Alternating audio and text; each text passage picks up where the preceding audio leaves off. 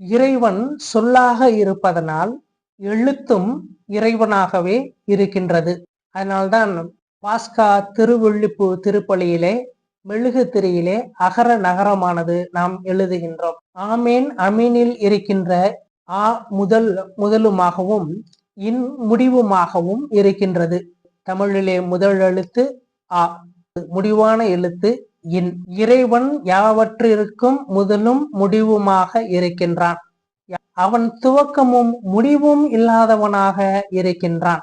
ஒரு சொல்லை செறிவூட்டுக்கிட்டே சென்றால் அந்த சொல்லானது ஒளியாக மாறும்.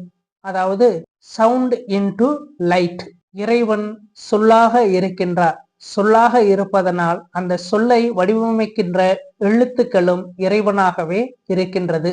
பள்ளிக்கூடத்தில் படிக்கின்ற பொழுது தெரியாமல் நாம் புத்தக பை மீது நம்முடைய காலானது பட்டுவிட்டால் தொட்டு வணங்க